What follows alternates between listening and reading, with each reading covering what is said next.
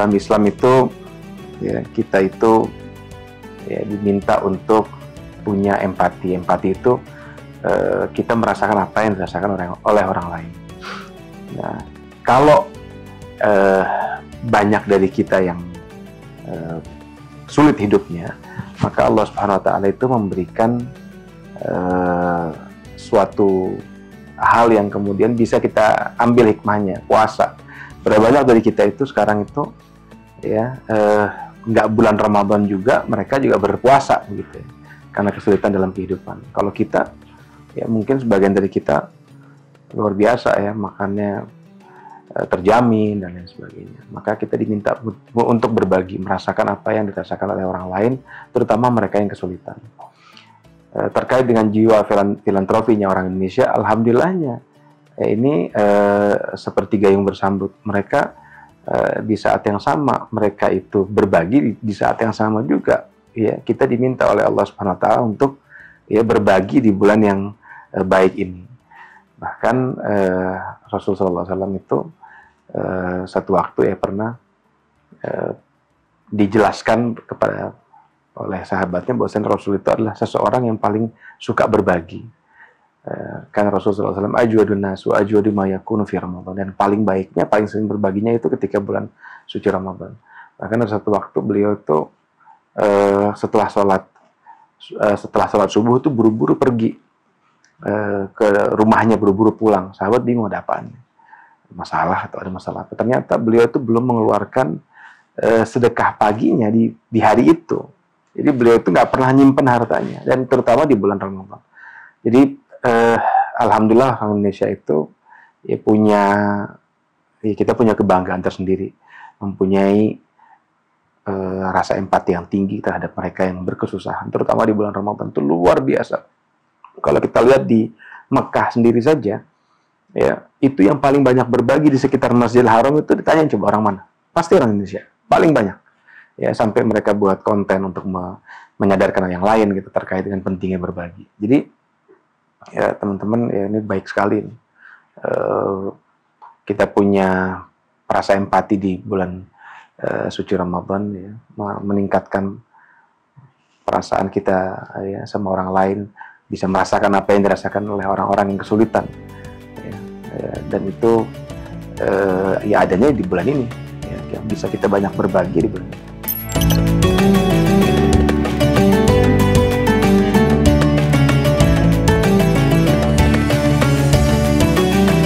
Kalau konsep saya ya, buatlah orang tersenyum, maka Allah akan membuatmu tersenyum di waktu-waktu yang kau sulit.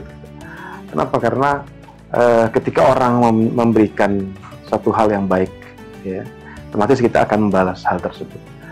Kita ngasih rezeki atau mengasih sebagian harta kita untuk orang lain, itu nggak akan mengurangi harta kita, justru menambah. Jadi Allah itu kan maha kaya, Allahu Ghani disebutnya, Allah itu maha kaya. Jadi kita jangan takut kehilangan harta karena kita tuh berbagi kepada yang lain. Ya. Ngurangin harta untuk bersedekah itu dalam konsep kehidupan ya di dunia ini ya, itu mau agamanya apapun. Ini poin yang harus dijelaskan ya. Berbagi itu secara umum ya, mau agamanya apapun itu nggak akan ngaruh sama harta kita ya. Artinya nggak akan berkurang hartanya. Kita lihat Bill Gates Foundation ya. Kita lihat lembaga-lembaga filantropi lain di dunia. Kita lihat orang-orang yang kemudian mau berbagi, agamanya apapun dia makin kaya gitu loh.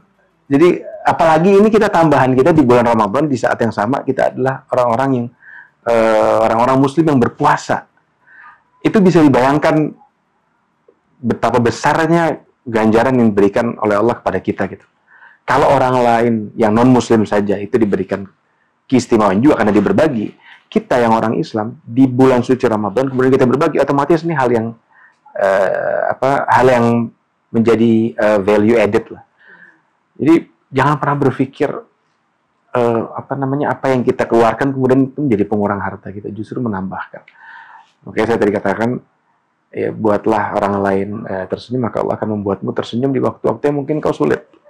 Jadi orang sulit tapi kok bisa tersenyum karena Allah berikan dia kemampuan buat menghadapi situasi.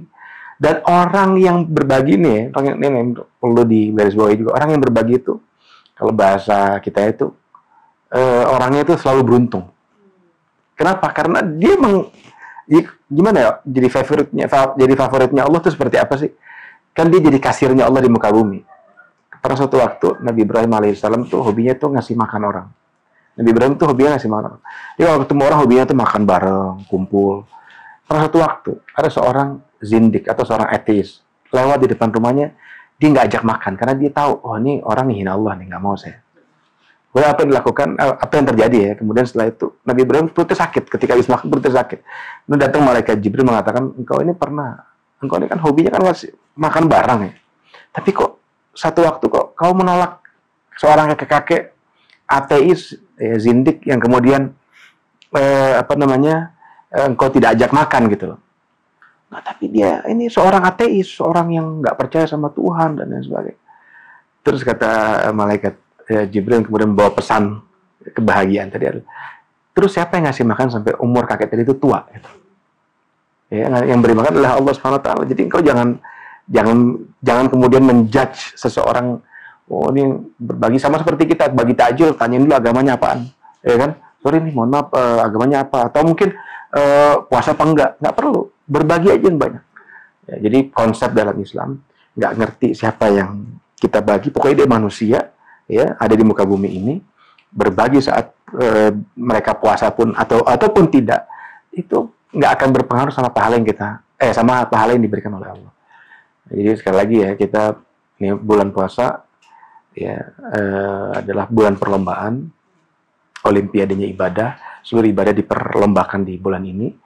Ada orang yang hobinya tahajud, paling banyak nanti tahajudnya di bulan Ramadan, sholat, baca Quran, ada lagi yang sedekah, berbagi. Maka berbagi juga diperlombakan di sini. Semakin banyak orang berbagi, semakin tinggi derajatnya. Makanya orang berpuasa itu Allah tuh nyebutin dalam hadis qudsi, dia bilang Allah bilang dalam hadis qudsi, Allah berfirman dalam hadis qudsi, as-shaumu li wa ana ajzi bihi. Sesungguhnya puasa itu adalah untukku dan aku sendiri yang akan memberikan ganjarannya. Dia nggak ada yang tahu, secret. Ada secrecy situ, ada rahasia yang Allah akan sampaikan. Hadiahnya itu apaan? Nah mungkin hadiahnya kalau door prize nggak mungkin hadiahnya kipas angin atau hadiahnya yang sendal jepit, nggak mungkin. Pasti kan hadiahnya kan emas, umroh, mobil, itu door prize namanya. Door prize itu biasanya nggak ada yang tahu.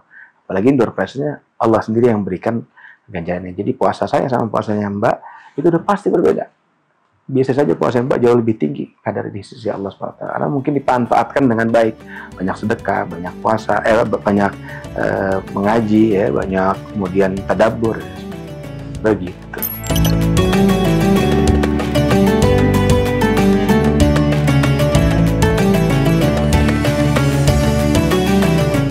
Katanya hadis disebutkan bahwasannya tasaddaq walau bisyikki tamrat.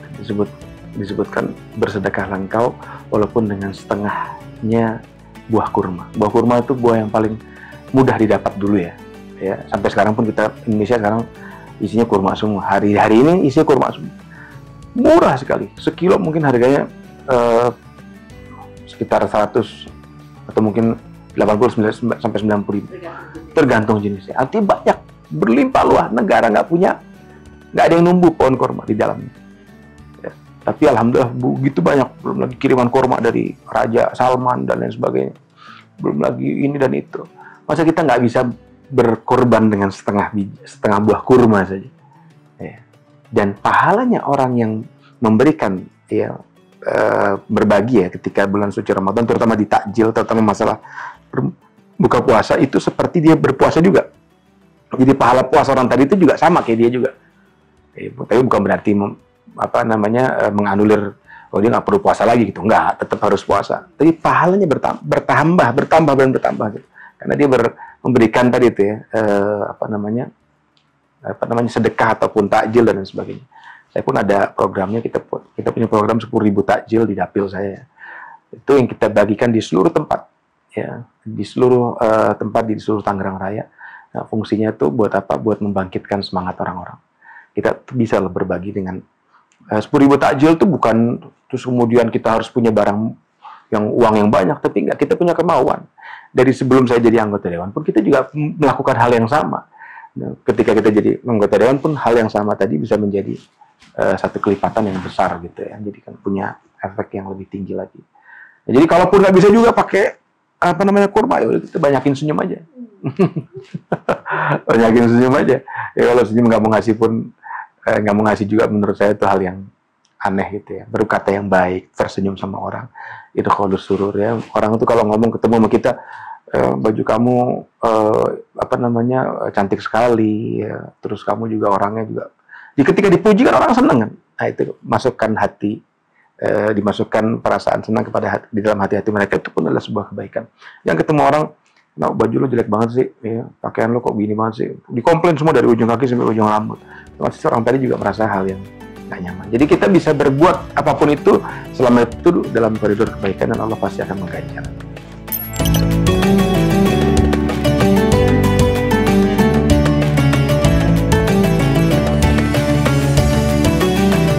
Ada satu hadis yang menyatakan bahwasanya innallaha la yamallu hatta tamallu. Sesungguhnya Allah nggak akan pernah bosan sampai engkau bosan. Sama kayak kita punya masalah. Saya datang masalah terus kan. Kita datang masalah. Kenapa sih orang datang masalah terus? Terus tahu-tahu dia bosan. Malas udahlah, malas sama hidup gitu ya. Karena saya juga sama aja. Disitulah Allah juga bosan sama kamu. Sama kayak kita beribadah. Ketika kita ada pada puncaknya ibadah, maka ketaatan itu tidak serasa membosankan. Sama seperti orang bermaksiat, maksiat pasti juga ada titik di mana titik kulminasi mereka tuh nggak akan sanggup lagi udah menikmati rasa maksiat tadi. Jadi, dan Allah akan memberikan kemudahan ketika kita berbuat taat. Ya, makanya saya pernah dikasih satu nasihat sama guru saya. Dia bilang, Idrus, kamu itu gampang sekali berbuat kebaikan. Berbuat baik kita ini mudah sekali. Yang sulit adalah meninggalkan kemaksiatan. Sulit sekali. Ghibah. Iya. Itu tiap hari, pas lagi puasa juga, pas lagi ngumpul bertiga gitu, pasti ada yang diomongin satu orang. Ghibah syariah. Makanya kan, ada lagi ghibah syariah, saya nggak tahu tuh. Artinya, ya punya banyak cara gitu loh orang berbuat maksiat gitu. Tapi kalau berbuat taat, bangun tidur Anda bisa melakukan ketaatan. Tapi di saat yang sama Anda juga berbuat kemaksiatan. Ngomongin orang, ngomongin hal yang jelek, komentar yang buruk di medsos ya, terutama di medsos sekarang ini luar biasa. Ya, jari kita nyebutnya ya, jarimu adalah harimaumu ya, karena terlalu kuat sekali orang itu bisa sampai berbuat seperti itulah di media sosial gitu. Maka mari kita berpuasa omongan yang tidak baik, ya, berpuasa hal-hal yang buruk, ya, insya Allah setelah Ramadan semua itu jadi jauh lebih berkurang. Gitu.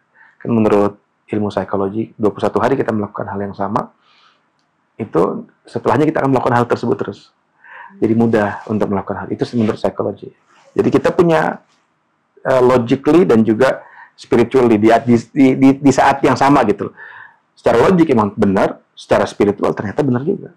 Kan ujungnya kan la'allakum tattaqun, agar engkau bertakwa. Kan takwa kan ninggalin maksiat, kerjain taat. Itu aja kan takwa. La'allakum tattaqun, supaya engkau bekerja di dunia ini ya banyakin memperbanyak kebaikan, bukan memperbanyak keburukan, meninggalkan kemaksiatan yang kemudian dilarang oleh Allah Subhanahu wa taala. Gitu.